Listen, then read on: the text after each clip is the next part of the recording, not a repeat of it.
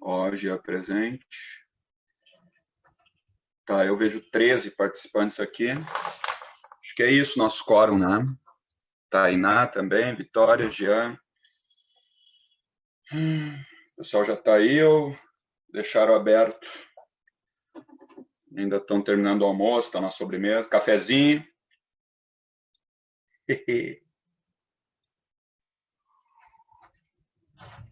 Aquele cafezinho pós-almoço, né, gurizada? Necessário para não dar sono.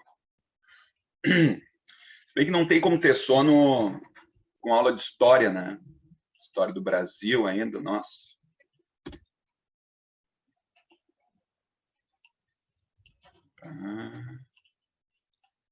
Estou ajeitando aqui.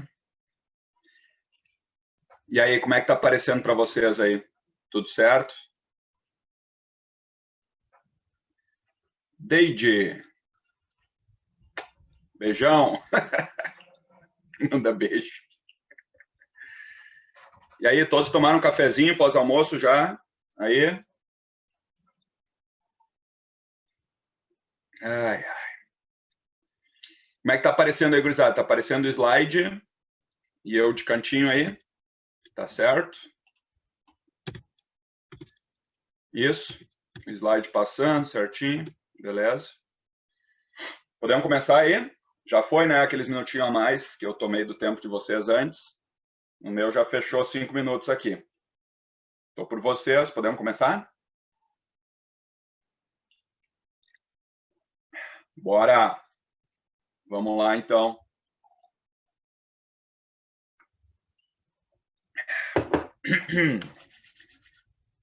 Bora, bora. Pessoal, então é o seguinte, vamos retomar aqui, ó, onde a gente estava semana passada, tá? Na semana passada, à tarde, em História do Brasil, a gente começou a falar da União Ibérica. Na verdade, a gente já entendeu a ideia da União Ibérica e domínio espanhol. Espero que lembrem, se não lembrar, pergunta agora. Esse é o momento. E a gente ia começar a falar das invasões holandesas. Ó, vamos retomar rapidinho aqui. Morreu aquele rei maluco, lembra? Dom Sebastião, que só queria matar muçulmano, morreu. Daí assume o tio-avô dele, morre também. O que acontece? O rei da Espanha, Felipe II, família dos Habsburgo, assume o trono da Espanha e Portugal ao mesmo tempo. Né? Isso se chama União Ibérica ou domínio espanhol. Problema, isso gera tretas. Né? A França vai invadir o Maranhão, lembra? França equinocial, não cai muito em prova. A Inglaterra vai saquear cidades do litoral brasileiro. E o mais importante, que a gente vai hoje estudar mais a fundo, então, as invasões holandesas ao Brasil, certo? Semana passada, pelas minhas anotações, eu já tinha explicado para vocês aqui, ó, o motivo, né? O que levou as invasões holandesas ao Brasil. Dá uma retomada comigo aqui, ó. A Holanda pegava esse açúcar que vinha do Brasil bruto, refinava e revendia por todos os mercados consumidores da Europa. Né? O que aconteceu? Estão vendo aqui a setinha mexendo aqui? Né? A Espanha passou a mandar em Portugal. E a Espanha cortou, ó, o acesso da Holanda ao açúcar que vinha do Brasil. O que fez a Holanda? Invadiu o litoral brasileiro e invadiu o litoral africano também, porque como é que vai produzir açúcar se tu não tiver acesso à mão de obra escrava? Né? Então, cuidem, se cair em prova. Essa aula de hoje, tá? Ela vai ser bem detalhista. Por quê? Porque isso aqui cai muito no Enem e cai muito na URGS. O Enem não é muito detalhista, né? Não é de pegar sacanagem, assim, mas a URGS às vezes é. Então a gente tem que ver alguns detalhes. Então cuidem, ó, a Holanda, ela não vai invadir apenas o Nordeste brasileiro. Ela também vai invadir o litoral da África aqui, né? E dominar portos importantes de comércio de seres humanos, né? Escravizados. Tranquilos? Então a gente falou disso aqui já semana passada, né? Me corrijam se eu estiver errado. Mas pelas minhas anotações, eu já tinha falado disso aqui, que a invasão holandesa é consequência da União Ibérica, porque a Espanha cortou o acesso da Holanda ao açúcar do Brasil, certo? Pelas minhas anotações, a gente parou aqui, e aí hoje eu começaria, então, falando sobre a Companhia das Índias Ocidentais. Tô certo aí, gurizada? É isso aqui? Foi aqui que a gente parou, né? Se alguém tiver alguma dúvida aí, pergunta. Aproveita o momento. Ou estão lembrando tudo isso da semana passada aí? Estou por vocês. Posso continuar a partir daqui da Companhia das Índias ou tem alguma coisa que não está bem clara aí para vocês até aqui? Porque tem que entender o que a gente acabou de ver para entender o que vem agora.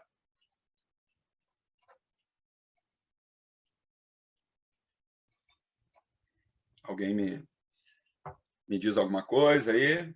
Não me deixem sozinho aqui no chat.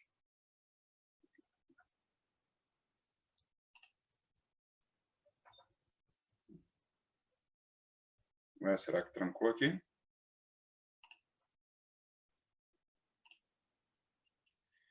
Tranquilo, tudo ok. Bora. Certo.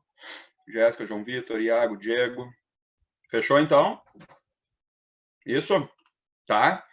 Então, pessoal, vamos lá. Agora eu vou entrar na parte mais detalhista da coisa, então. Tá? Em 1621, é fundado, então, na Holanda, a Companhia... Quem está anotando, se quiser anotar assim, ó, Companhia Holandesa das Índias Ocidentais, pode anotar também, tá? Mas geralmente aparece em prova como Companhia das Índias Ocidentais. Tem que lembrar que é uma empresa holandesa, uma empresa capitalista, uma empresa privada, que visa o lucro, obviamente, né? Com acionistas e tal. Essa empresa, ela foi fundada na Holanda em 1621 e ela ganhou do governo da Holanda o monopólio, ou seja, o direito exclusivo sobre o comércio no Oceano Atlântico, tá? Agora vamos lá, vamos voltar um pouquinho aqui, ó. Quais eram as duas grandes linhas de comércio do Oceano Atlântico? Vocês enxergam a setinha quando eu mexo aqui? Só alguém me confirma isso, que eu acho que sim, né? Tipo, ó, agora eu tô mexendo a setinha aqui no Nordeste do Brasil. Sim, senhor. Obrigado, Jéssica, né? Ó, então aqui, ó, quais são as duas grandes linhas de comércio, gurizada, do Oceano Atlântico? Estão vendo? Atlântico Sul, né? O açúcar do Brasil, os escravos da África, tá? Então é isso que essa empresa vai se meter. Ela vai ganhar do governo da Holanda o direito exclusivo sobre o comércio de açúcar do Brasil, principalmente, e escravos da África. Aí surge um questionamento às vezes, tá, Davi, mas peraí, esse comércio não era da Holanda, era de Portugal. Como é que o governo da Holanda deu esse direito, né, para essa empresa? Justamente essa empresa é um empreendimento, em primeiro lugar, militar. Estão entendendo? Eles vão comprar navios de guerra, canhões, contratar mercenários, soldados, armas, munição, mantimentos e vão invadir o Nordeste brasileiro e vão invadir o litoral da África também, tá? Então, uma empresa capitalista que visa o lucro, em primeiro lugar, o empreendimento militar. Tá claro? Então, eles fundam essa empresa e resolvem, então, invadir o Brasil. Primeira questão era tentar tomar o açúcar, né? Isso em 1621, estão vendo aqui, né? Em 1624, eles resolvem invadir o Nordeste do Brasil e invadem direto Salvador. Não foi uma boa ideia. Por quê? Tinha que ser militar. Ah, o Iago conseguiu fazer uma mãozinha ali, arminha.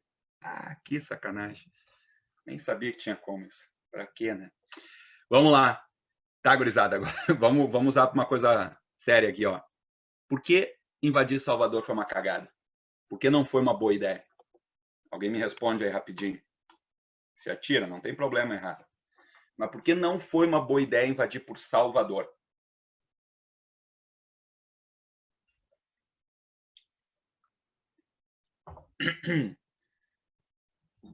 Vamos lá, alguém se arrisca.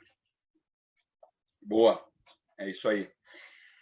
Já tinha Olinda, Jéssica, mas Olinda não é tão bem protegida quanto Salvador. Porque o Paulo falou ali, ó, Salvador é capital. Lembram? Salvador é capital. Os holandeses foram invadir direto pela capital, onde concentra todas as tropas, todos os soldados ali, né? Então, cagada número 1. Os caras, vamos invadir direto a capital, tá? E aí ainda eles utilizaram uma estratégia interessante para resistir contra esse ataque. Salvador, gurizada. Não sei quem de vocês já foi a Salvador. Quem foi vai fazer muito sentido o que eu vou falar agora, tá? Quem não foi ainda tem que um dia conhecer. Eu botei uma imagem aqui, vocês podem ver nessa imagem aqui, ó, né? Salvador, ela tem uma característica geográfica interessante, ó. Aqui assim, ó, é a chamada Cidade Baixa. Hoje já mudou bastante, mas enfim, na época era mais marcado ainda, ó. Tem a Cidade Baixa e lá em cima de um penhasco a Cidade Alta, tá? Tanto que hoje Salvador é um troço que eu acho estranho, nunca tinha entendido aquilo. Um ponto turístico de Salvador é um elevador. Vocês estão ligados? Eu sempre pensava, que merda, né? Um elevador, ponto turístico. O famoso elevador Lacerda, né? É que justamente o elevador, ele tá aqui assim hoje em dia, ele liga a parte baixa com a parte alta. É um penhasco aqui, é um penhasco. O que aconteceu? Quando os holandeses invadiram, os portugueses olharam e pensaram, beleza, né? Abandonaram a parte baixa, se amotinaram aqui, ó, na parte alta da cidade, apontaram todos os canhões para baixo, deixaram os holandeses tomar a parte baixa, e aí cercaram eles por terra e pelo mar. Aqui, ó, entendeu? E aí disseram, quer ficar em Salvador, fica aí na parte baixa. Trouxa, morre de fome. Cortaram acesso deles à comida, cortaram acesso deles à água potável, ficavam lá atirando todos os dias para baixo na cabeça deles, né? Jogando coisa na cabeça deles, fazendo xixi, golden shower, aquela coisa, né? E aí ficaram ali, cercaram eles na parte baixa e disseram, vão morrer de fome aí, seus desgraçados. Né? Essa invasão durou menos de um ano. Menos de um ano. No ano seguinte, 1625, os holandeses levantaram a bandeirinha branca e pediram para se retirar. Eles abriram um bloqueio naval para evitar mais conflito e tal, deixaram os holandeses se mandar. Então, essa primeira invasão por Salvador, lembra, foi um fiasco. Foi um fiasco. Durou menos de um ano, os holandeses foram expulsos do Brasil. Os caras foram muito ambiciosos, digamos, quiseram invadir direto pela capital. Tá claro?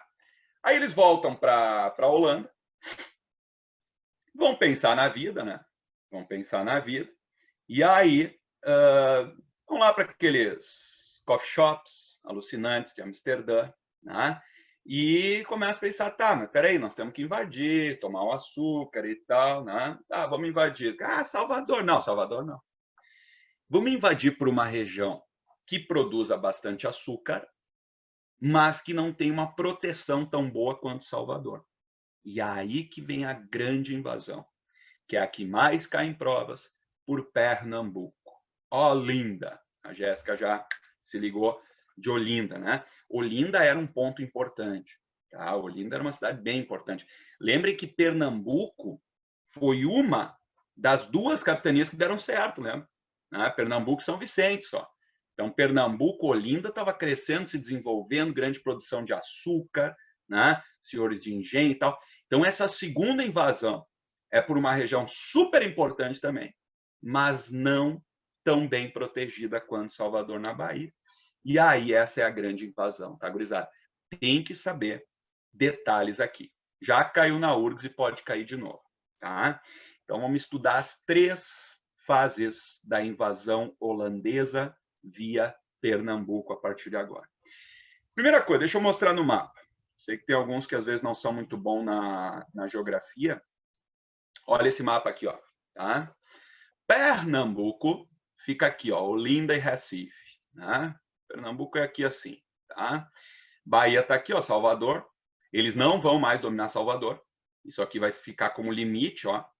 Mas eles vão dominar Pernambuco, a Paraíba, o Rio Grande do Norte, o Ceará, Maranhão, né? Aqui vão vir até a fronteira com a Bahia praticamente, vai pegar aqui Alagoas, né, Sergipe. Então, vieram dominando, dominaram bastante coisa, né? Isso tudo vai ser o domínio holandês. Essa é a grande invasão, tá? Por Pernambuco, tá? Vamos aos detalhes, vamos às fases, ó. Primeira fase. Guerra de resistência. Pernambuco não tinha condições, digamos, tão boas para resistir quanto Salvador, na Bahia. Mas, óbvio que eles vão resistir, né? Não vão entregar de boa. Ai, pega. Claro que não. Né? Então, vai ter 7 anos de guerra de resistência. Aí eu botei alguns pontos para vocês lembrarem. Primeiro, a destruição que essa guerra ocasionou. Destruição dos engenhos, destruição das lavouras de cana-de-açúcar. Isso aqui, ó, é bom vocês já saberem, assim, porque isso já começa a influenciar para a crise do açúcar no Brasil. Tá? Depois da expulsão dos holandeses, nós vamos falar da crise do açúcar, e aí a gente já vai para a mineração. Tá? Mas aqui essa guerra começa a influenciar nisso. Vai prejudicar a produção de açúcar no Nordeste brasileiro. Segunda questão. Fuga em massa de escravos. Que eu quero ver quem está ligado. Como é que se chama uma região para onde esses escravos vão? Escravos não, seres humanos que se libertaram dessa condição e vão se amotinar numa série de quilombos agora, no interior de Pernambuco, Alagoas, ali. Como é que a gente vai chamar aquela região? Já falamos em outra aula sobre isso. Me orgulhem, por favor. Não me deixem aqui falando sozinho. Que região é essa que vai crescer muito agora, pessoal? E vão lutar contra a escravidão? Oi, tem alguém aí? Alô?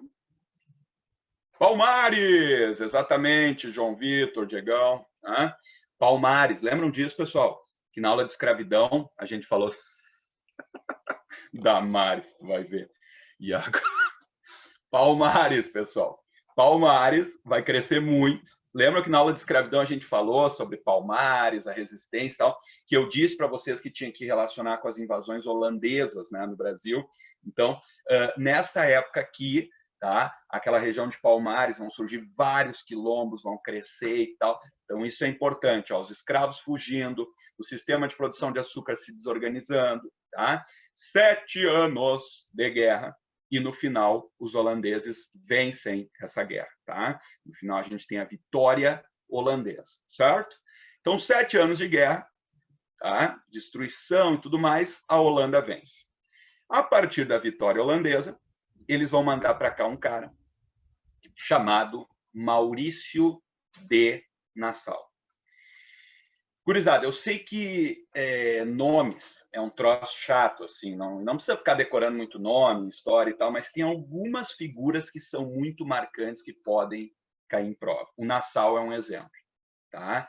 Destaquem, quem não sabe quem é esse cara tem que saber. Ele cai nas provas. URGS, por exemplo, né? Maurício de Nassau, tá? Boa pergunta, Iago. Os holandeses, eles eram... Na verdade, a Holanda é uma mistura, tá? De religiões. O Iago perguntou ali, pessoal, se os holandeses eram calvinistas. Tá? Sim, a maioria sim. Protestantes, calvinistas e tal. Mas a Holanda tem uma mistura. A Holanda tem de tudo. Então, esse é um dos motivos que o Nassau vai botar a ideia da tolerância religiosa, inclusive. Tá? Para que protestantes, calvinistas viessem para cá. Tá? Então, é um dos motivos dessa tolerância religiosa. Aliás, assim, ó, quem está anotando, gurizada, quem está anotando, deixa eu acrescentar uma coisa antes aqui, ó. Quem está anotando, tá? Se quiser puxar aqui assim, ó, do Nassau, uma setinha antes e botar objetivos, tá? Daí depois eu falo melhor da questão religiosa aqui, tá, Iago? Mas assim, ó, objetivos do Nassau. Vou até botar aqui no chat, tá? Primeiro objetivo que mandaram ele para cá, tá? Pacificar a região. Primeiro objetivo, pacificar a região. Acalmar a situação. 7 anos de guerra. Mandaram Nassau para acalmar a galera. Né? Os luso-brasileiros ali e tal. Segunda coisa, então. Consolidar o domínio holandês. Consolidar o domínio holandês. Estabelecer bases firmes para esse domínio holandês. As duas coisas estão ligadas, né? Pacificar e consolidar esse domínio holandês. Agradar a galera.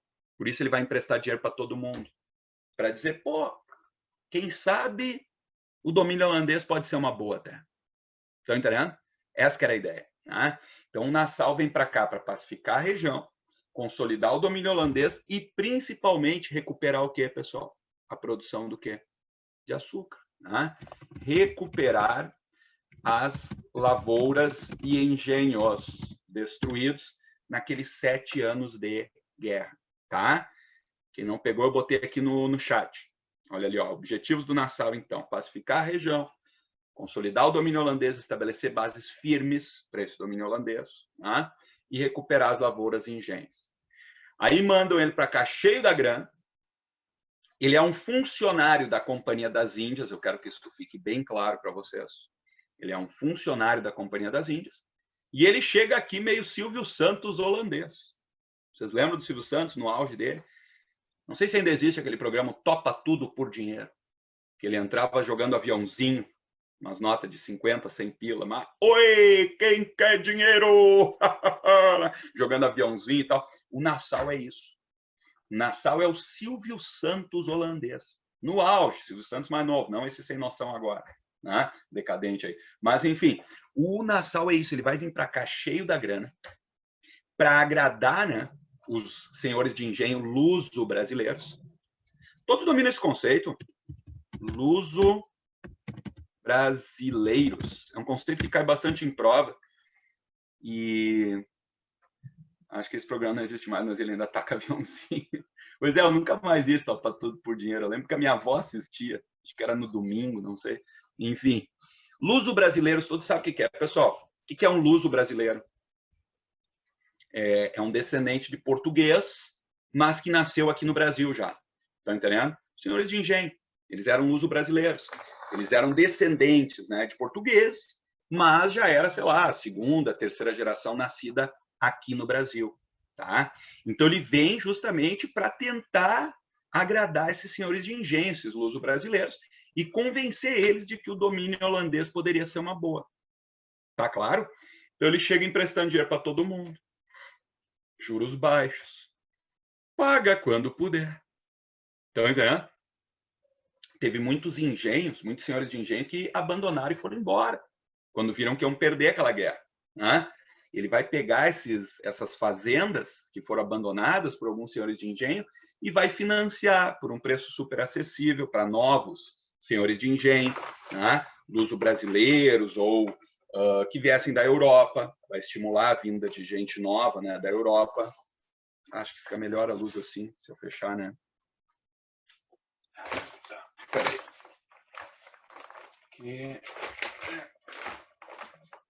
Aqui. Acho que fica melhor, né? Tá muito claro. Pessoal, tá ficando claro? Então ele vai emprestar grana, vai financiar fazendas, né, para a galera e tal, para agradar esses senhores de engenho, esses luso-brasileiros, para consolidar o domínio holandês, tá? Tolerância religiosa, cuidem que eu botei ali, ó, tolerância religiosa. Às vezes aparece como liberdade religiosa que ele implementou. Se isso cair em prova, imagina, uma questão assim, ó, quando existiu tolerância ou liberdade religiosa no Brasil colônia? O que tu marca? Somente no domínio holandês. Estão entendendo? Com os portugueses, tinha liberdade de religião? Esquece isso aí. Se no Brasil colônia, se tu não fosse católico, tu era mandado para Portugal para ter uma conversinha com a Inquisição. E podia ser queimado vivo. Né? Então, esse papinho de tolerância, liberdade religiosa é coisa de holandês.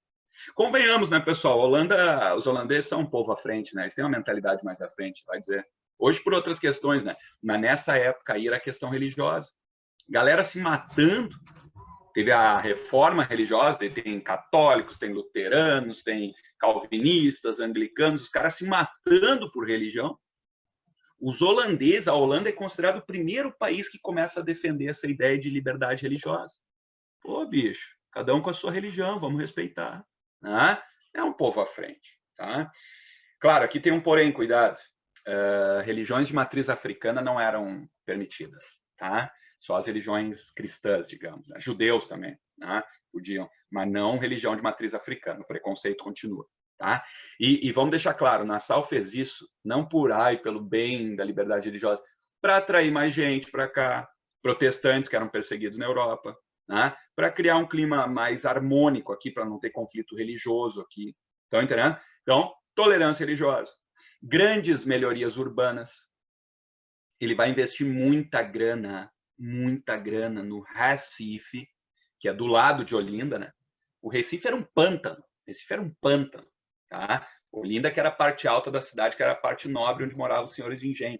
Ele vai canalizar toda a água que passava ali vai fazer os canais. Recife é uma cidade hoje muito bem organizada e foi organizada pelos holandeses.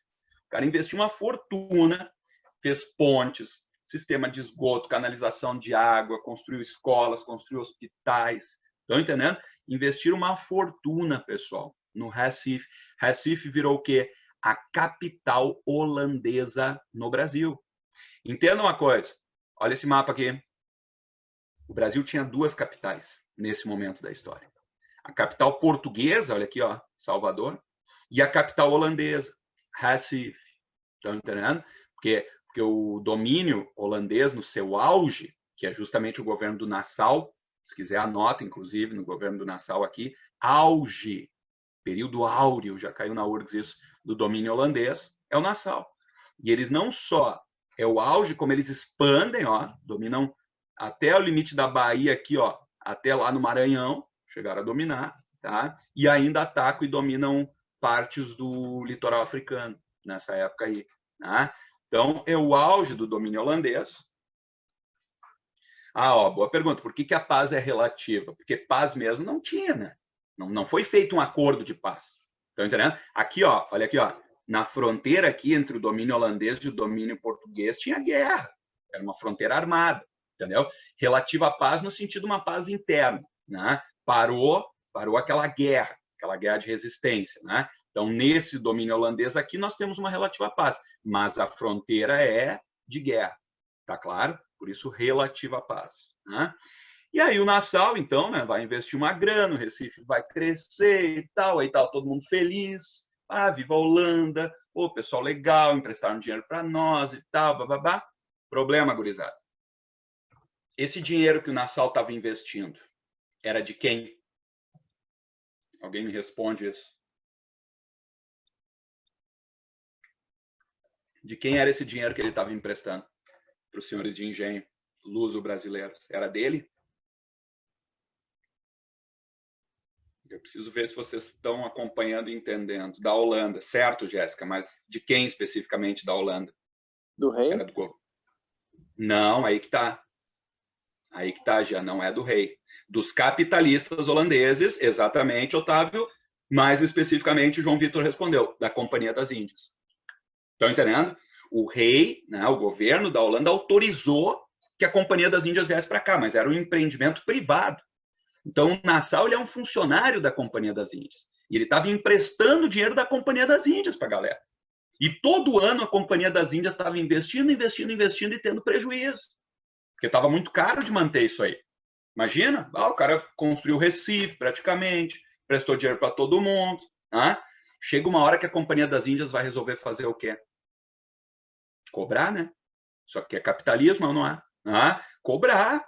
Chega uma hora que a Companhia das Índias vai querer o retorno, vai querer o lucro, certo? E vai começar a querer cobrar de todo mundo. E aí que a coisa vai feder. Estão entendendo? Ó, o endurecimento da política econômica da Companhia das Índias Ocidentais em relação ao Brasil. Estão entendendo o que aconteceu? O pessoal pensa, cada ano estava o Nassau investindo. Investindo. O dinheiro da Companhia das Índias. E aí, todo ano, os acionistas perguntavam, né? Tá, e aí, Nassau, quando é que vai dar retorno isso aí, né? Ele, investe mais um ano que no próximo vai dar lucro. Daí os caras investiam no outro ano, tá, e aí, Nassau? E o lucro, ele, mais um aninho só. Ô, Nassau. Chegou uma hora que os caras disseram, chega. Tá na hora do Brasil dar retorno. E aí, começaram a cobrar. E aí que a coisa vai estourar. Estão entendendo? Ó, alguns itens que eu botei aqui para vocês, ó. Primeiro, começaram a cobrar os empréstimos que tinham feito. Cobrança dos empréstimos. A galera se endividou, não tinha como pagar, né? E a Companhia das Índias começa a cobrar. Os prazos tudo já tinham vencido. Aumentar os juros em cima dos empréstimos. Diminuir os prazos de pagamento. Aumentar o preço de todos os produtos que eles vendiam para aquela região. Porque escravos era vendido por eles, né? Tudo que eles compravam, começaram a pagar menos. Ferrou. Começaram a explorar valendo. Assim. No início eles foram queridinhos, que queriam consolidar o domínio. Chega uma hora que eles começam a explorar valendo a coisa. E aí o pior, ó, que vai gerar a reação da galera. Exatamente, Iago. Agora tu veio, hein? Agora tu veio. Acabou a mamata, tá ok? Né? Foi isso. E a Companhia das Índias levava a sério esse negócio de acabou a mamata. Né? Não é acabou a mamata para os outros e agora é a mamata para os meus filhos. Não. Né? Ali o bagulho era sério. E aí a Companhia das Índias começou a cobrar de todo mundo. E o pior de tudo, ó, começou a confiscar as terras dos que não pagassem suas dívidas. Todos dominam o conceito de confisco? Tomar, né? Confiscar. Porque quando as pessoas faziam o empréstimo, tu tem que dar uma garantia desse empréstimo. E eles assinavam um contrato dando suas terras como garantia. Então, a Companhia das Índias, né, chegou e disse acabou a mamata, né, e começou a cobrar os empréstimos da galera, e quem não pagasse, eles começaram a tirar as terras dessas pessoas. E aí que vai estourar a rebelião, que vai expulsar os holandeses do Brasil. Vocês estão entendendo? Porque tu imagina um senhor de engenho luso brasileiro que se julgava, né, superior aos outros, um nobre praticamente, né? Agora vem a Companhia das Índias confiscar a terra dele, ele vai se tornar um sem terra, tu imagina, né?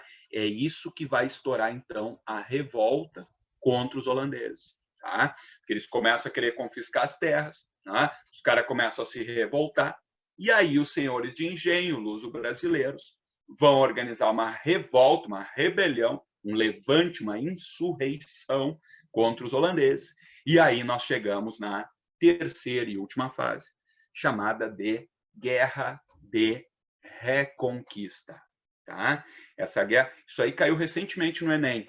Talvez alguns de vocês já fizeram essa questão, uma questão dificilzinha, que justamente cobra isso, entender que a revolta começou no Brasil, não tem nada a ver com Portugal no início, tá? Portugal está com outros problemas lá para resolver. A revolta começa no Brasil e é isso aqui, ó. Os senhores de engenho luso-brasileiros endividados que iniciam essa luta aí. Por isso, inclusive, é chamada de insurreição pernambucana, muitas vezes. Tá? Já caiu na URGS uma vez essa expressão. Né? Então, a insurreição pernambucana, o levante do pessoal de Pernambuco contra o invasor holandês. Fácil, né? Mais fácil do que pagar o que tu deve é expulsar os caras. Estão entendendo? Essa que foi a jogada. Né? Então, gurizada, retoma comigo aqui rapidinho. Só para eu tentar te mostrar que existe uma lógica nessas três fases aqui. Tá? Porque assim, ó, primeira fase, vamos lá. Os holandeses invadem. Vamos fazer o quê? Resistência. Resistência. Ah, boa questão aí, Paulo Cachambô. Boa questão. Já vou falar da Inglaterra, tá? Já vou falar da Inglaterra. Vamos complexificar. É mais complexo o negócio. Mas deixa eu explicar primeiro a lógica da coisa no Brasil. Porque começou no Brasil. O início da briga não tem a ver com Inglaterra e Portugal. É uma questão aqui do Brasil, tá? Daí depois vai entrar Portugal e Inglaterra na jogada, controlando. Tá certo a questão, já vou falar. Mas assim, ó, primeira fase, os caras vieram invadir, resistência. Seremos resistência, ele não, você sabe. Né? Então, primeira fase, resistência. Só que aí os caras, né, os holandeses venceram, bateram nos caras ali. Aí tu tá no chão ali, apanhou, os caras podem cuspir em ti, pisar. Vem o Nassau. Ah, um cara gente boa, te ajuda a levantar, tira poeira ali, passa a pomadinha, ainda oferece dinheiro, paga quando puder, juros baixos e tal. Segunda fase, né? Viva Nassau, viva Holanda, pôster do Nassau em casa, cursinho de holandês, camisetinha da Holanda, certo? Segunda fase, Nassau, período mais tranquilo. Problema, a Holanda resolve cobrar as dívidas. Imagina, pessoal. O Iago ali, ó, o Iago trifeliz, né? Pegou dinheiro emprestado, gastou tudo, mandou a merda vestibular, foi curtir a vida e tal. Ele tá bem feliz em casa, já gastou tudo, não tem como pagar, mas o Nassau diz que não. Aí ele tá na casa dele, camisetinha da Holanda, pôster do Nassau em casa, um fiscal da Holanda bate na porta ali. Senhor Iago, o senhor nos deve tanto, não pagou ainda. Tem como pagar agora? Não tem. Então o senhor tem uma semana para deixar suas terras aí, que o senhor deu suas terras como garantia. Imagina, ele, não, mas o Nassau me falou que... Os caras olharam assim, o Nassau nem tá aqui mais, velho.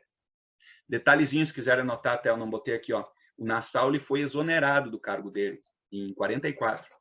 Porque o Nassau, gurizada, ele contestou a Companhia das Índias. Quando a Companhia das Índias começou a querer cobrar tudo, ele viu que ia dar merda. E ele disse, não, não vou cumprir essas ordens. E os caras olharam, vai cumprir sim, tu é nosso funcionário. E ele, não vou cumprir. Eles, então nós vamos te demitir. Ele, ai, que pena, pegou as coisinhas e foi embora. Porque ele viu que ia dar merda isso aí.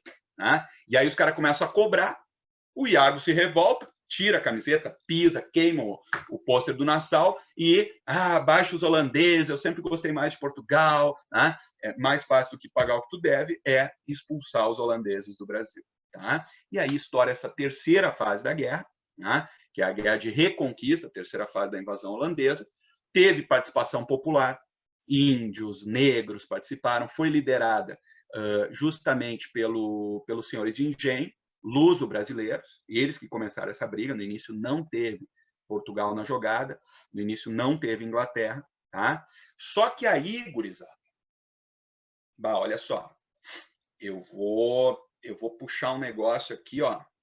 Deixa eu ver se eu consigo abrir aqui.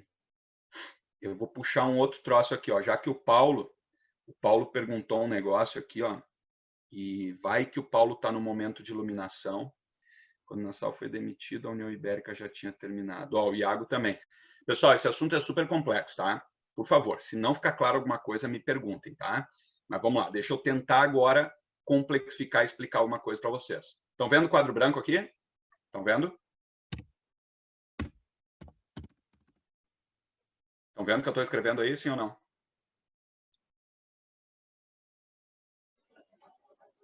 Sim, 1640. Fechou, beleza, 1640. Valeu, Jean. Ó, gurizada, em 1640, se quiserem anotar, isso ainda na época do Nassau, nós tivemos a restauração portuguesa. Se quiserem, façam tipo um quadrinho, assim, no canto ali. Vamos aos detalhes, tá? Que o Iago e o Paulo perguntaram umas coisas aqui, então vamos lá. Acredito em momentos de iluminação. Vai que cai uma questão esse ano meio difícil aí falando isso aí. O que foi essa restauração portuguesa? Tá? Em 1640, é o fim da União Ibérica, né? Fim da União Ibérica. Portugal volta a ter seu próprio rei, né?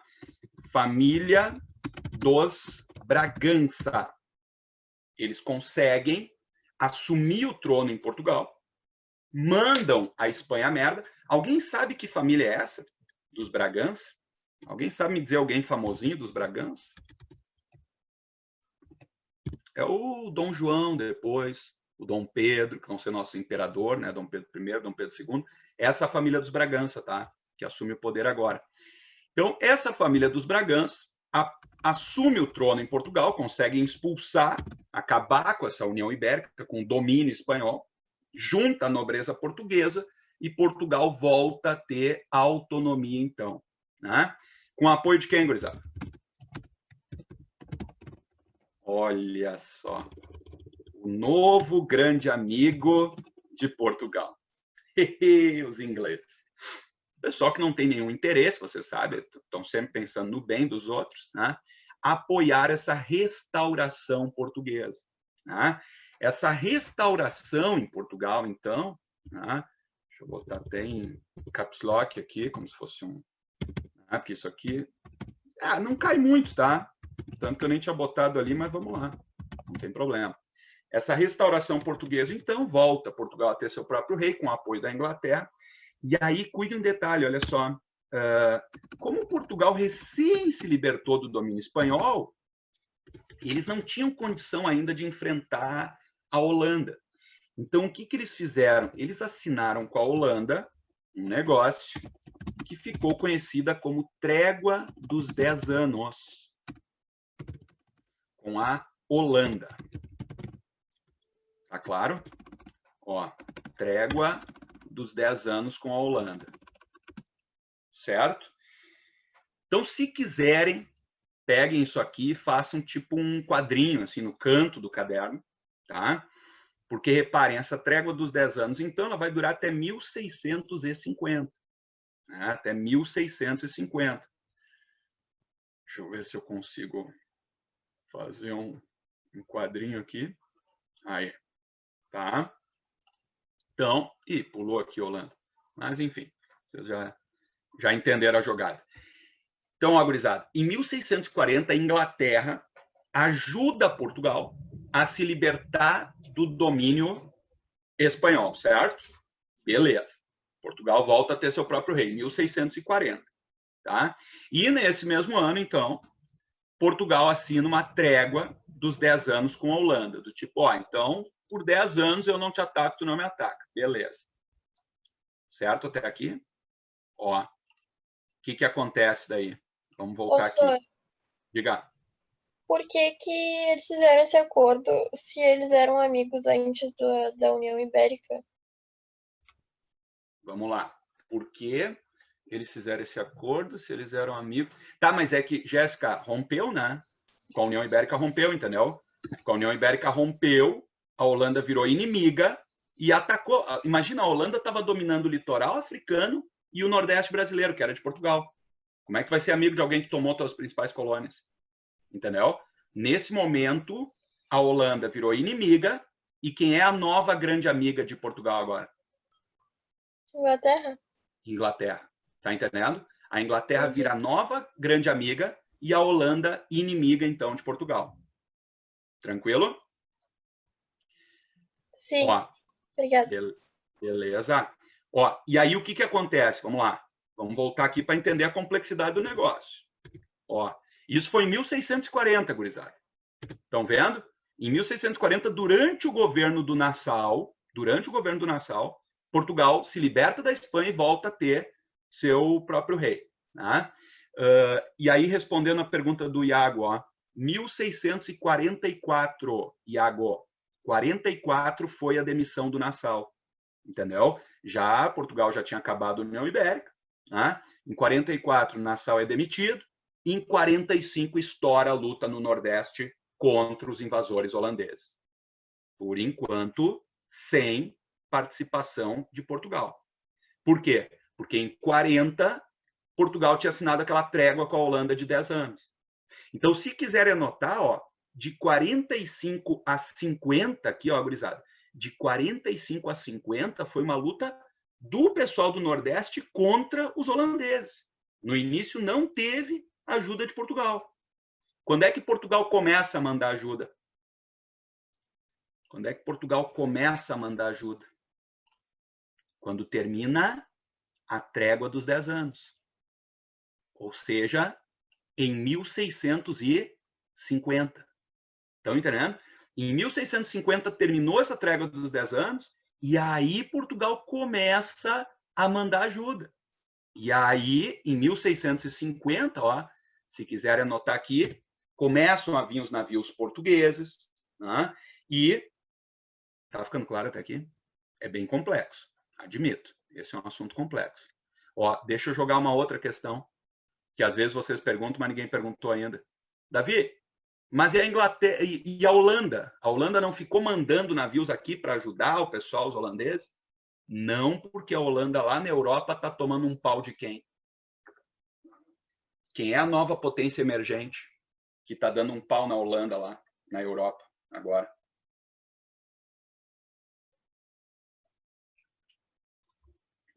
Quem se arrisca? Quem é a nova potência emergente agora que vai dar uma surra na Holanda, baixar a bolinha da Holanda? Inglaterra, exatamente, Otávio. Matou a charada. Estão entendendo, pessoal, que complexo? A Holanda tentou se tornar uma potência, vai tomar um pau agora da Inglaterra. A Inglaterra vai emergir como nova grande potência. A Holanda perde sua relação com Portugal, respondendo o que a Jéssica perguntou, né? A Holanda virou inimiga. E a Inglaterra vira nova grande amiguinha de Portugal. E a Inglaterra em ascensão, dando um pau na Holanda lá na Europa, impede que os holandeses mandem ajuda para o Brasil. E aí, em 1650, Portugal começa a mandar ajuda. E aí eles vão conseguir expulsar os holandeses do Brasil. Fala, Jéssica. Tu que ligou o áudio aí, fala. Foi sem querer, desculpa. Não, tranquilo. Achei que tinha dúvida. Tá claro, pessoal? Tranquilinho, então? A Inglaterra vira amiguinha de Portugal. A Inglaterra bate na Holanda lá na Europa, mas isso é história geral. Mas isso impede que a Holanda mande ajuda para cá. Portugal, a partir de 1650, manda ajuda. E aí os luso-brasileiros conseguem expulsar os holandeses do Brasil. Fechou? Ó, isso aqui é uma tela famosa da Batalha dos Guararapes e tal, né? da expulsão dos holandeses. E aí a consequência disso tudo, para a gente fechar esse assunto, ó, esses holandeses, depois que são expulsos do Brasil, lembrem que eles eram especialistas em refinar o açúcar e dominavam todos os mercados de distribuição, de comércio, né, do açúcar. Então, eles agora sabem produzir também, porque eles ficaram dominando o Brasil por 2 décadas e meia, praticamente, ali, né? Então, eles aprenderam a produzir açúcar agora, em larga escala. Eles vão produzir açúcar nas Antilhas, nas ilhas da América Central, e essa produção de açúcar holandesa lá das Antilhas vai fazer uma concorrência desgraçada para o açúcar do Brasil. Açúcar do Brasil que já está em crise, devido às guerras que teve aqui no Nordeste e tal, e isso vai fazer com que o preço do açúcar no mercado internacional comece a decair gradativamente. Claro, não foi assim, um dia acordaram e o açúcar era 2 pila no mercado, não. Tá? Mas o açúcar começa a decair o seu valor, e isso os historiadores chamam, então, de crise do açúcar, e aí deixa de ser uma atividade tão rentável, né, tão atrativa, e estimula a busca de novas fontes de riqueza. Alguém sabe o que eles vão começar a fazer, então? Vão começar a se lançar para o interior, nas chamadas entradas e bandeiras, que já começou ali com a União Ibérica, né? Em busca do quê? Índios. Vão capturar índios agora. Vai ter um novo ciclo de caça ao índio, porque aí Davi tinha uma lei que proibia, tá, não se segue lei no Brasil, né, pessoal? Mas é que os holandeses foram expulsos daqui, mas ainda estão incomodando na África. Então estava difícil conseguir escravo africano, eles vão caçar índios, os bandeirantes, né? Vão procurar metais preciosos, vão achar a região das Minas Gerais, né? E aí nós vamos já falar daqui a pouquinho do ciclo da mineração no Brasil. Tranquilo, gurizada? É um assunto complexo, tá? Vocês perguntaram e eu respondi, né? Fica meio misturado, assim, né? As coisas, tipo, entender ali a restauração pernambucana, a ascensão da Inglaterra, as brigas da Inglaterra com a Holanda que influenciam e tal. É complexo. Deixa eu ver, tem uma pergunta aqui. Pau-Brasil e cana é produzido até que data? Assim, ó, o pau-Brasil, Paulo, né, que perguntou ali, o Caxambu, né?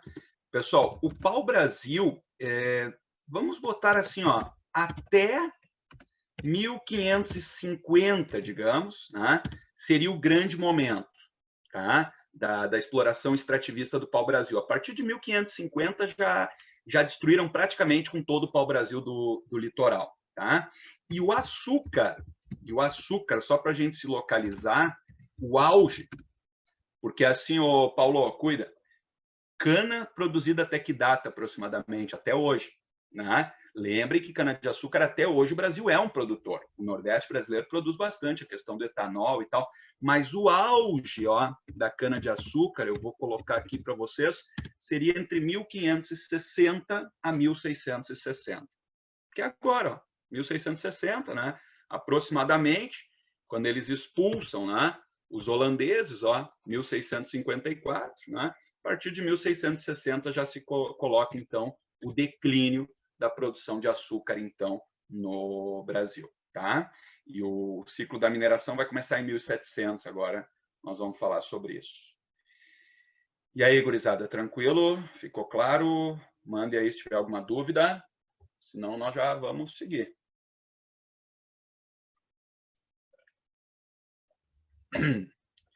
Tranquilinho?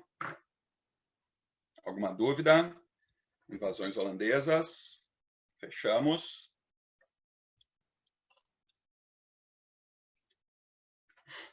Estou por vocês aí. Qualquer dúvida, manda.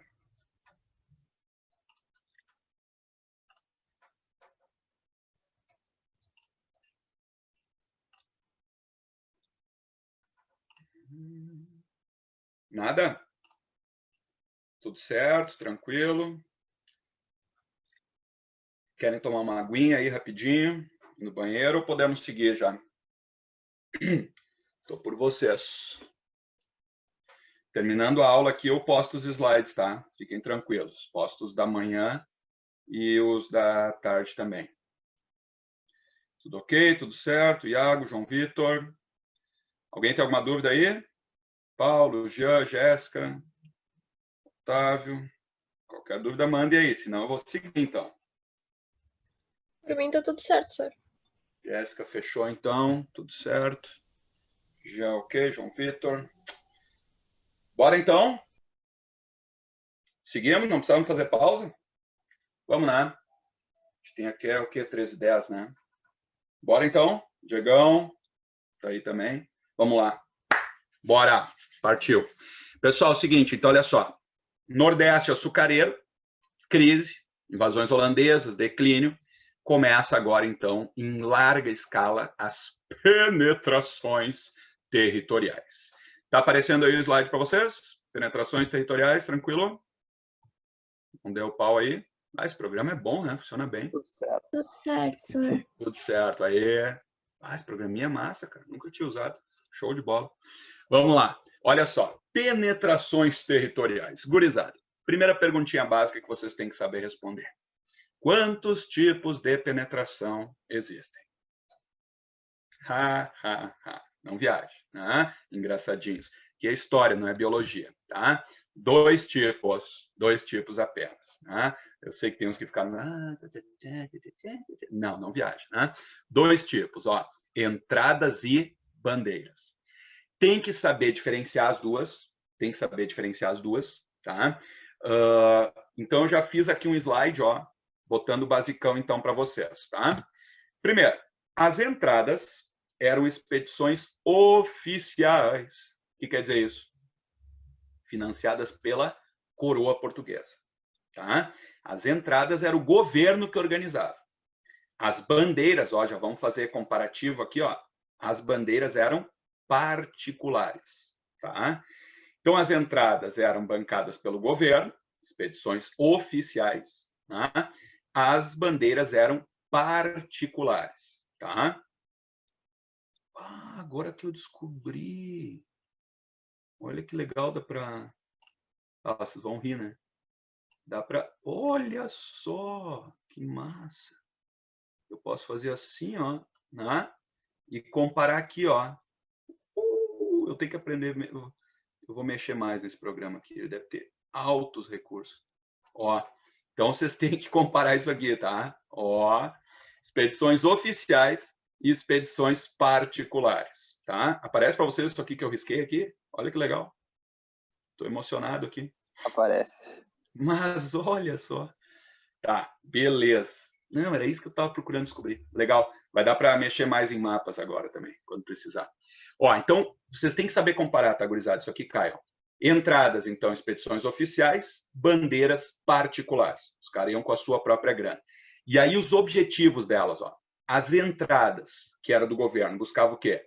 Metais preciosos, né? Óbvio que Portugal estava interessado em buscar metais preciosos, né? A felicidade do latifundiário.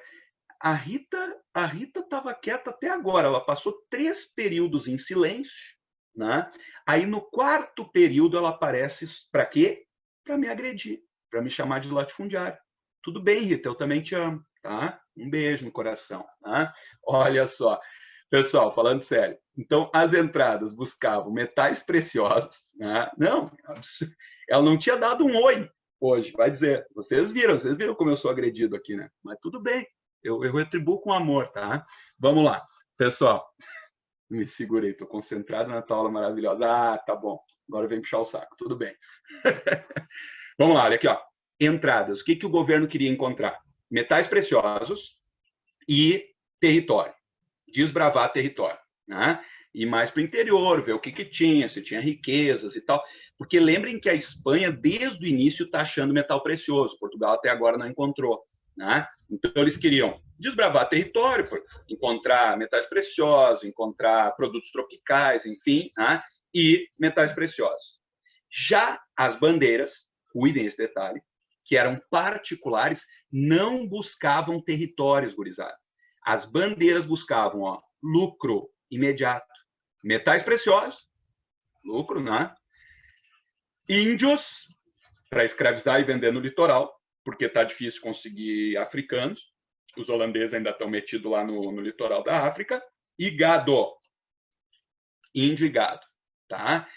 Gado para vender também em outras regiões, enfim. Tá? Então, cuidem a diferença. Ah, Davi, mas por que os bandeirantes não queriam metais, não queriam território? Território não dá dinheiro, ser latifundiário, por exemplo. Né? Então, sim, mas não nessa época, né? Imagina assim, eu vou lá para o interior e vou encontrar, sei lá, a região do Mato Grosso, né? Deixa eu ver como é que eu saio agora aqui. Aqui, pronto. Aqui, ó. Imagina assim, ó. Eu vou lá agora e vou dominar a região aqui do Mato Grosso, aqui, né? Mato Grosso do Sul e tal, tipo, eu vou lá e vou dominar essa região para mim a partir de agora, né? Que legal, você é o dono do... peraí. Deixa eu limpar isso aqui. Achei. Tô aprendendo a mexer. Tá, imagine, ó, gurizada, chega aqui, eu vou dominar o Mato Grosso e tal, o Mato Grosso vai ser meu. Grande merda. Vai ficar lá, tu vai ser o dono do Mato Grosso, vai morrer lá, porque ninguém chegava naquela região, naquela época, né? Então, os bandeirantes, eles buscavam o quê? Lucro imediato, né? Território não era um objetivo deles. Eles queriam metais preciosos, índio e gado, enquanto a coroa portuguesa buscava desbravar território e encontrar metais preciosos. Tá claro? Então, cuidem, tá? Às vezes aparecem expressões do tipo... Vamos pegar algumas expressões assim, ó. Deixa eu pegar aqui, ó. E geralmente se refere às bandeiras, tá? Monções. Vocês já ouviram essa expressão? Monções? Alguém sabe me dizer o que é? O que são? O que eram as monções? Alguém se arrisca? O que lembra vocês esse termo? Monções. Ventos na Ásia. Desculpa. Os ventos na Ásia, não são? Na Ásia? Não entendi, perdão. Ventos na Ásia, deve ser isso. Ventos periódicos, chuvas. Aí que tá, olha só, gurizada. Esse termo monções, se aparecer numa questão de história, difícil, tá? Falando de entradas e bandeiras, é porque periodicamente nós temos chuvas, né? As monções, chuvas periódicas, na cabeceira, no alto dos rios, né? Na nascente dos rios, que fazem com que suba o nível dos rios. Então, essas monções, esses caras sabiam que tinha rios que em determinadas épocas eles estavam mais cheios, e aí eles faziam essas bandeiras por via fluvial. Então, isso eram monções nesse contexto específico. Estão entendendo? Eram entradas, penetrações territoriais via fluvial, quando esses rios estavam numa cheia, porque era época de chuvas. Tá? Então, cuide esse termo aí. E às vezes aparece um outro termo aqui, ó, sertanismo de contrato. Cuidem isso aqui também. Sertanismo de contrato, que eram expedições, então, para o sertão, para o interior, né? Contratadas para isso, né? Vou te dar um exemplo. A destruição de Palmares. Lembro? Domingos Jorge Velho. O cara foi contratado para ir lá destruir com Palmares. Eles eram contratados, muitas vezes, para destruir com os quilombos, para recapturar esses negros que fugiam, ou eles eram contratados para atacar tribos indígenas que ameaçavam os brancos ali do litoral, né? Então, tem essas expressões que às vezes aparecem, tá? Monções ou sertanismo de contrato. Tomem cuidado, tá?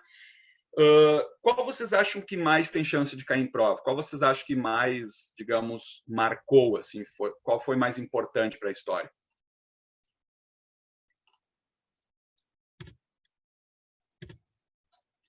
As bandeiras, tá, gurizada? As bandeiras, vocês já devem ter ouvido falar mais, né, das bandeiras.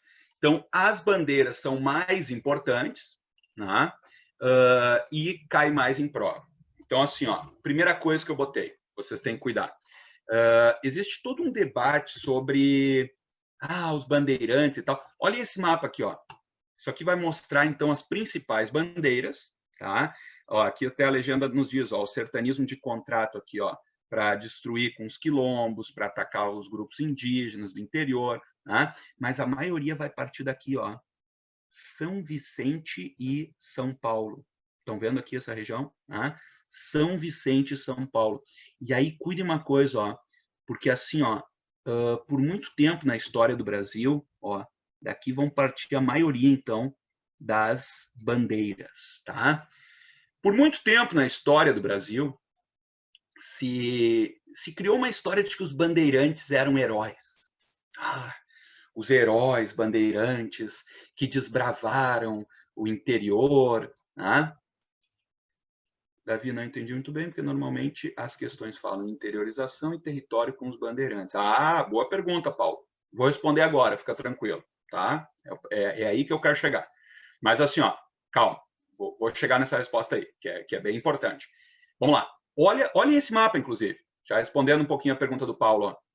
Se disser numa questão que os bandeirantes, partindo aqui ó, de São Paulo, São Vicente, foram importantes para a definição do território do que hoje é o Brasil. O que vocês acham? Sim ou não? Esses caras vão ou não vão ser importantes aqui? Com certeza. Eles foram importantes. Mas, como eu falei para vocês, não era o objetivo deles. Tá? Foi meio que uma consequência involuntária. Eles não estavam em busca de territórios. Mas as entradas e bandeiras, principalmente as bandeiras aqui, ó, que vão descobrir a região das Minas Gerais, uns malucos aqui, que nesse Raposo Tavares, que vai entrar pelo Rio Amazonas aqui, esses caras vão acabar sendo importantes na expansão territorial. Mas não era o objetivo deles. Tá? Mas por muito tempo na história do Brasil quiseram construir uma historinha assim de os bandeirantes, heróis da história do nosso país, arriscaram suas vidas e desbravaram o interior do território, desenhando o mapa do que hoje é o nosso país e tal. Sabe quando se criou essa história, pessoal? De que os bandeirantes foram os caras que desenharam o mapa do nosso país? Vamos lá, isso aí caiu no Enem uma vez, uma questão bem difícil, que falava sobre isso. Quando foi que um estado meio que mandava no nosso país, junto com outro estado até, né? E aí ele criou essa ideia de que eles, olha no mapa aqui, ó, foram muito importantes para definir o território do Brasil. Que época é essa? Alguém pegou a jogada? O que eu estou querendo dizer? Boa, Otávio. Café com leite. República Velha. Né? República Velha, Diegão, isso aí. São Paulo e Minas mandavam, lembram? E aí São Paulo criou essa historinha. E os bandeirantes, heróis da história do país, que desbravaram o território e desenharam o mapa do que hoje é o nosso país e tal. Vamos lá, gurizada. Se cair numa prova, tá? Os bandeirantes eram heróis e tal. O que vocês acham? Primeiro, cuida, né? Vocês sabem que nós, da história, a gente é meio iconoclasta, assim, a gente não gosta dessa coisa de ícones, né? Heróis, mito, né? Mito é um troço absurdo, mito é um troço que nem existe, para começar. Mas, enfim, né? Então, a gente é bem assim de destruir essas coisas. Herói, não existem heróis. Não existem heróis. São seres humanos que fizeram coisas importantes em determinado momento. Heróis para os latifundiários como o Senhor. Tu tá engraçadinho também, né, Otavinho? Bem engraçadinho tu tá, muito obrigado. Sério, falando sério, foca aqui. Heróis, que heróis, pessoal? Né? Não tem herói. Triste do povo que precisa de heróis, essa é uma frase famosa. Mas, enfim, não existem heróis. Existem personagens históricos importantes que fizeram coisas importantes, mas se a gente começa a estudar a fundo, geralmente a gente costuma descobrir o que é podre deles também, não é? Né? Então, esses bandeirantes cuidem dessa ideia de herói. Se isso cair na prova, provavelmente está cobrando que tu tenha uma visão crítica disso. Tá? Esses bandeirantes, né? Eles vão lá destruir com palmares, vão matar muitos negros que fugiam, vão reescravizar os negros que tentavam fugir em busca da sua liberdade, vão matar muitos índios, vão capturar e escravizar muitos índios. Tá? Então, cuidem isso, tá? Cuide dessa noção de herói. Tá? E vamos lá, vamos agora falar das consequências dessas bandeiras, vocês vão entender o que eu quero dizer. Primeiro, e aí pegando esse assunto que o Paulo puxou ali, porque sempre que se fala de interiorização e ocupação de território mais para o interior, se fala dos bandeirantes. Correto, Paulo, corretíssimo. E eu botei, primeira consequência marcante, então, das bandeiras, dos bandeirantes. Eles foram responsáveis, mas observa que eu coloquei aqui, de forma involuntária, responsáveis de forma involuntária, ou seja, não era o objetivo deles, pela expansão dos territórios de Portugal, além do Tratado de Tordesilhas. Estão entendendo? Olha esse mapa aqui, mostra bem, né? Tordesilhas passava aqui assim, as bandeiras vão expandir muito além do Tratado de Tordesilhas. Sim, mas primeiro, Não era o objetivo deles. Foi uma consequência involuntária da ação desses bandeirantes que buscavam o quê? Grana, dinheiro, tá? Mas daí em São Paulo eles vêm com esse papinho, né? Alguém é paulista aqui? Tem algum paulista na turma? Eu acho que não, né?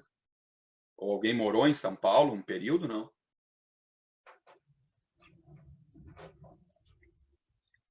Não tem ninguém? São Paulo na turma? Acho que não, né? Sim, Iago, eles desceram até o sul aqui e destruíram aquelas missões do TAP, por exemplo, que existiam antes dos 7 povos das missões, tá? Antes dos 7 povos tinha as missões do TAP aqui, que foram destruídas pelos bandeirantes, tá? Então, eles vão descer aqui para o sul, destruir as missões do TAP. Eles foram no Paraná ali, destruir as missões do Guairá. Porque as missões, o que tinha nas missões, gurizada? Alguém resolve essa charada para mim? O que tinha nas missões que interessava muito aos bandeirantes? Índio, boa. Índio catequizado, que é o melhor trabalhador que tem. E gado, perfeito, Diego. Diego e Otávio mataram a charada. Gado, que eles queriam pegar para vender em outra região. E índio catequizado, que é o melhor trabalhador, porque ele trabalha cabecinha abaixo, porque ele acredita que depois vem o paraíso. Então, eles vão destruir as missões do Guairá, ali no Paraná. Vão destruir as missões do Tape, aqui no Rio Grande do Sul, tá? Depois daí vai ter os 7 povos das missões, que a gente vai falar, tá? Então, e aí em São Paulo, ninguém me respondeu, acho que ninguém é de São Paulo, né? Em São Paulo eles constroem toda essa coisa, os bandeirantes paulistas que definiram o mapa do nosso país, daí em São Paulo, tudo é bandeirantes, estão ligados? Tem a rodovia dos bandeirantes, tem a TV Bandeirantes, Rádio Bandeirantes, né? Tem tudo que é nome de rua lá, tem os bandeirantes também, sabe? Não sei se alguém já foi a São Paulo, no Parque Ibirapuera.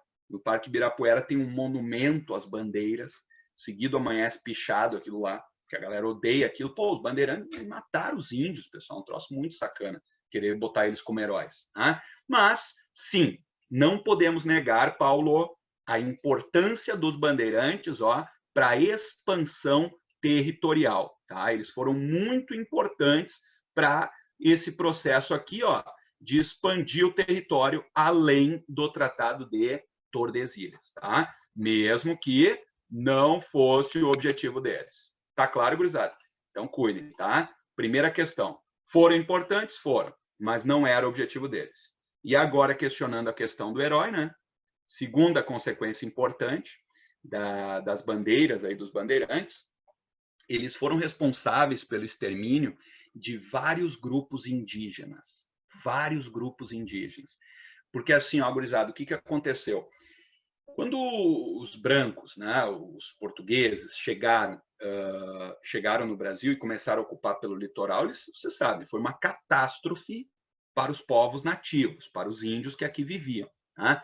Então, os povos indígenas do litoral, eles foram escravizados, acabaram trabalhando até a morte, né, para os portugueses.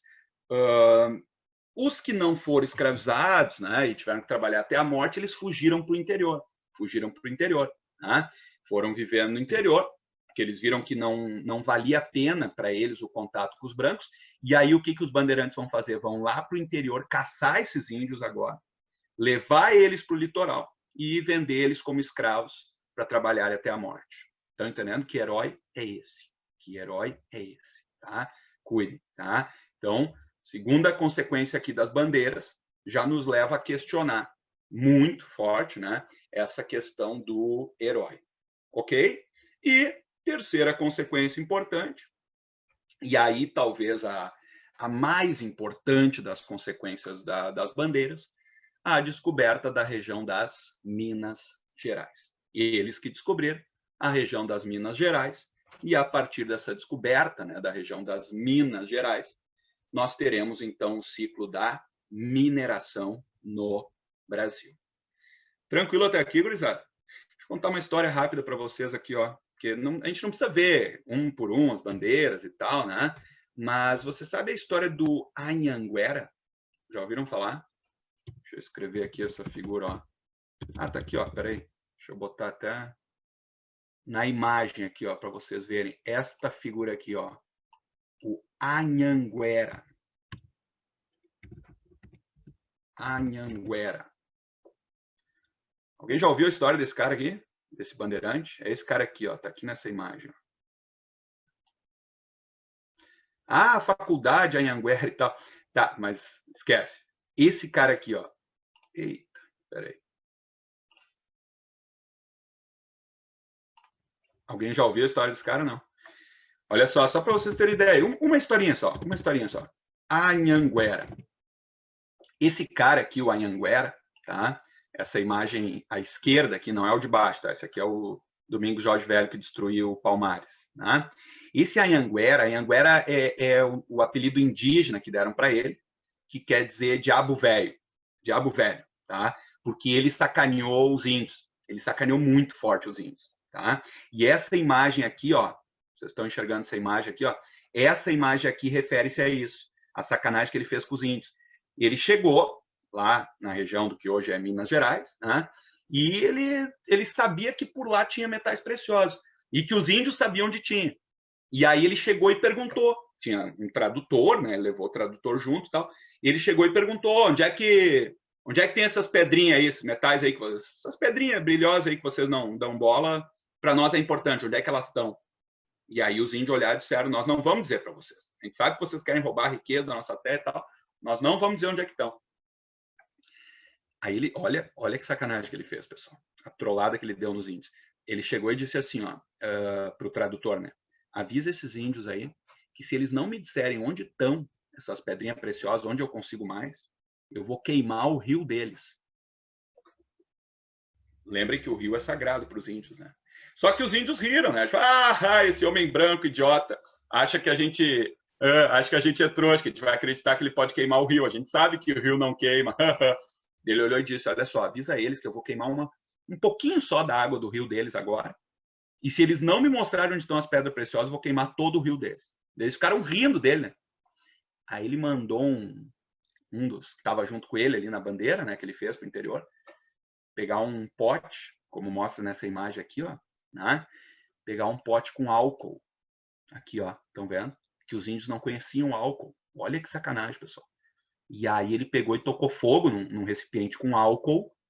Os índios olharam, acharam que era água, né? E aí ele tocou fogo, o troço começou a queimar, os índios se apavoraram. Ai, meu Deus! Ele consegue botar fogo na água, mostra para ele. E aí mostraram para ele onde estavam os metais preciosos, tá? Então ele sacaneou os índios, né? Com essa história do álcool e tal. E aí ele ficou conhecido como Anhanguera, o diabo velho, né? Sacanagem, mas enfim. E aí eles vão descobrir, então, né?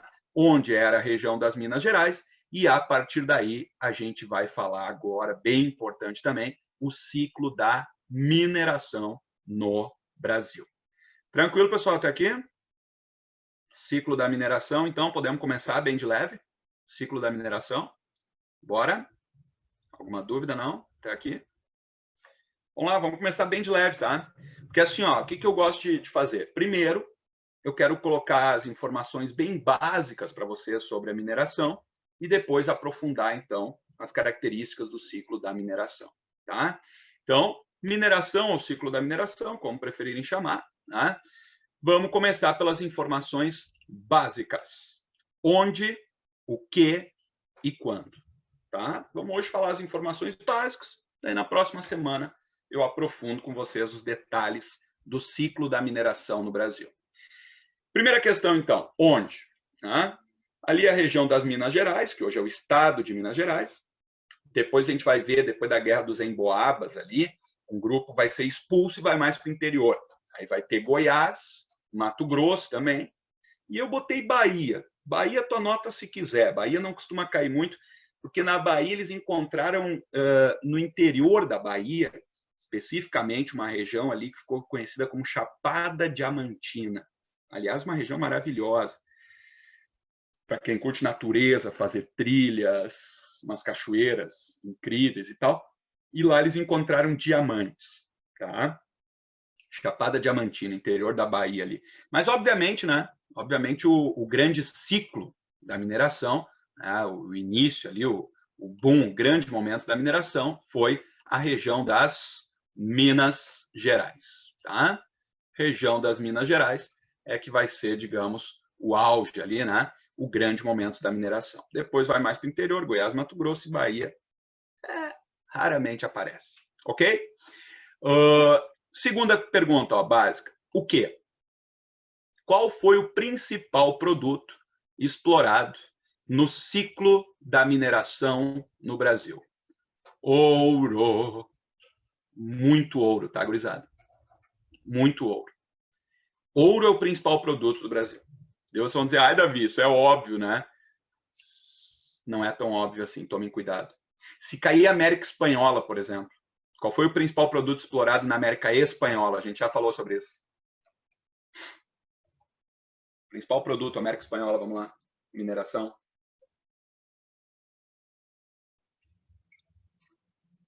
Alguém?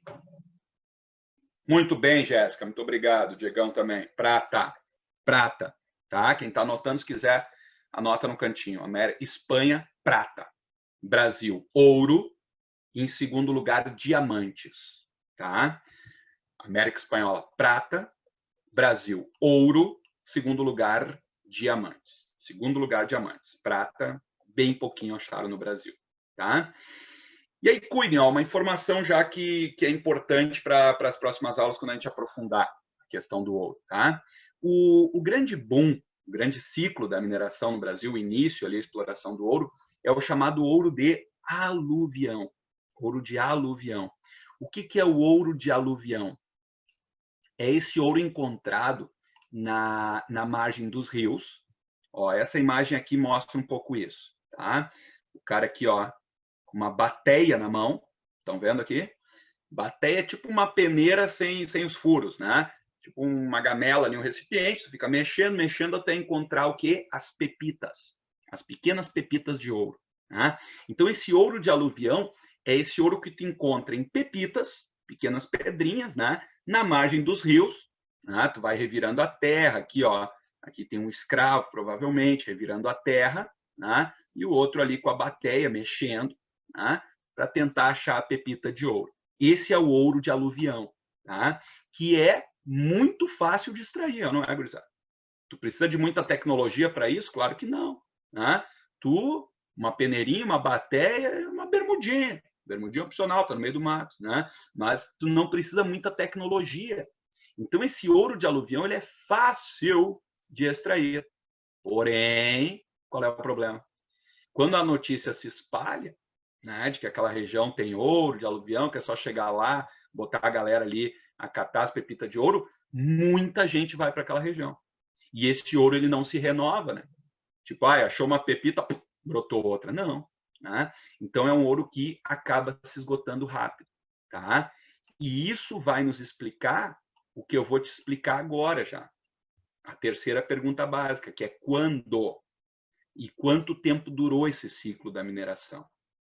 Vocês lembram que a gente já falou sobre qual foi o ciclo mais importante do Brasil colônia? Vê se vocês lembram disso. Eu já falei. Do Brasil colônia, qual foi o produto mais importante, pessoal? De todo o Brasil colônia. Alguém me responde aí, para ver se alguém lembra. Boa! O açúcar. Otávio, Diego, né? O açúcar foi o mais importante. O açúcar é mais importante do que a mineração. Mesmo no auge da mineração, a balança comercial brasileira ainda registrava mais açúcar do que metal precioso sendo extraído daqui. Né? Claro, tem a questão de que metal precioso teve muito contrabando também. Né? Mas lavras e faisqueiras. Se eu não me engano, é só uma diferença de tamanho, Iago. Eu vou até depois confirmar, tá? Mas, se eu não me engano, a lavra é maior. E faisqueira é como eles chamavam os menorzinhos ali, que exploravam, tá? Então, assim, ó, essa mineração, esse ouro aí, ele logo se esgota. Ele não se renova, tá? E isso nos leva, então, tá, a essa terceira questão aqui, ó, que é a questão do quando. O ciclo do açúcar, como eu falei para vocês, ele durou 100 anos, o auge. Antes a gente até falou sobre isso. Só o auge do açúcar durou 100 anos. Vocês podem ver aqui nas datas, ó, que o ciclo da mineração é curto. É curto, gurizada. O auge durou 15 aninhos. Tá? Então, ele é um ciclo curto, de curta duração. Ó, não precisam decorar as datas, tá? não precisa decorar as datas, vai por mim, tá? Mas assim, ó, eu já botei as datas aqui, para vocês terem as datas precisas aqui, tá? Mas, ó, essa parte aqui das datas, tá? Essa parte aqui, ó. Não precisa decorar isso aqui. Ah, eu vou me confundir. Nem anota isso aqui, então. Nem anota. Mas anota isso aqui, ó. Aqui eu fiz o que tu tem que lembrar, tá? Que é tu te dar conta do seguinte, é um ciclo. Então, tem o início, as primeiras descobertas aqui, ó, arredondando 1700, fica fácil de lembrar. Levou 200 anos até eles encontrarem os metais preciosos. Tá? Então, ali por 1700, tu tem as descobertas. Vai subindo, subindo, mais gente, mais gente. O auge, ó, arredondando, de 1735 a 1750. E depois de 1750, nós já temos o declínio. Então, assim, ó, gurizada, o que vocês têm que lembrar em termos de datas? Se cobrarem, tá? Mas o que vocês têm que lembrar em termos de datas? Duas coisas, tá? Primeiro, foi um ciclo. Opa, peraí. Foi um ciclo de. O que vocês colocariam aqui, ó? Estou escrevendo aqui. Olha essa linha aí. Foi um ciclo de curta ou longa duração? O que vocês anotariam? Ciclo de curta ou longa duração? Isso pode cair numa prova. O ciclo da mineração é considerado de curta ou longa duração? Curta. Show de bola. Curta duração, tá? Primeira coisa que vocês têm que lembrar. Não pode esquecer isso aqui. Comparado com açúcar, então, tá? Curtíssima duração, tá? E segunda questão. Eles não cobram data específica de vocês em prova. Mas, às vezes, vocês sabem disso, uma URGS da vida, eles cobram, sei lá, o século, que época foi, né? Como é que pode aparecer isso aqui numa prova? Primeira metade do século. Que século é esse aqui? 18, né? Não viaja. Ah, 17, 1700. Não, século 18. Sempre menos um. Estão entendendo, gurizada? Isso aqui é o que interessa. Isso aqui é o que mais vocês têm que lembrar, tá? Que foi, então, ó, um ciclo de curta duração e que pega basicamente ali a primeira metade do século XVIII, de 1700 a 1750, tá? Se lembrar isso aqui, ó, em termos de datas, tá ótimo para a prova. Porque isso que às vezes eles sacaneiam, entendeu? Às vezes eles botam ali, o ciclo da mineração foi no século XVII. Não, século XVII, 1600 é o açúcar ainda. Tá? Então, lembrar que foi um ciclo de curta duração, porque é ouro de aluvião, acaba se esgotando rápido, porque depois que se esgota esse ouro de aluvião, eles vão ter que escavar, abrir as minas. Aí tu precisa mais tecnologia, aí é mais difícil encontrar, e aí já entra em decadência. Tá? Então, é um ciclo de curta duração, e a primeira metade do século XVIII, basicamente, que é quando nós teremos o ciclo da mineração bombando, então, na história do Brasil colônia. Tranquilo até aqui, gurizada? Alguma dúvida? Que aqui, agora já está no nosso horário. Se eu entrar aqui, agora nós vamos ter que aprofundar, nós vamos parar exatamente aqui, tá? E aí, próxima semana à tarde, eu vou aprofundando com vocês, então, né, essas características aí da mineração. Tranquilo até aqui? Eu vou conferir, tá, Iago? Não sei se chegou a olhar já aí, botou no Google Lavras e faz aquilo, mas se eu não me engano é a questão do tamanho, tá? Mas eu vou conferir essa informação e posto junto ali no grupo para vocês, tá? Mais alguma coisa aí, gurizada? Ou fechar, vamos parar por aqui? Tranquilo? Vamos parar por aqui exatamente, ó. Daí, próxima semana, eu começo exatamente a partir desse slide, tá? Das principais características, e a gente aprofunda mais o ciclo da mineração, então. Já vou agora, feito, Paulo, já vou agora, então, no Facebook, postar os slides para vocês, tá? Qualquer dúvida, valeu, Diegão. Qualquer dúvida, vocês sabem como me achar, tá, gurizada? Funcionando bem esse Zoom, né? Legal esse programa, né? Funciona bem. O áudio tá bom para vocês também? Tá legal? Eu escuto vocês bem também, quando vocês abrem um áudio aí. Show de bola, né? Esse programinha. Beleza. Então tá. Tchau, Ninguém... Sor. Valeu, Jéssica. Tchau, Valeu. senhor. Obrigada. Tchauzinho. Até, Jean, Iago. Então tá, queridos e queridas, sabem como me achar nas redes sociais, qualquer dúvida, tá? Já vou agora no Face ali postar os slides para vocês. No mais, satisfação estar com vocês. Obrigado pela paciência, me aguentar esses 4 períodos à distância aí, tá? Desejo uma ótima semana para vocês. Fiquem em casa, se cuidem, né? Próxima semana a gente aprofunda e conclui já o ciclo da mineração. Valeu, tchauzinho.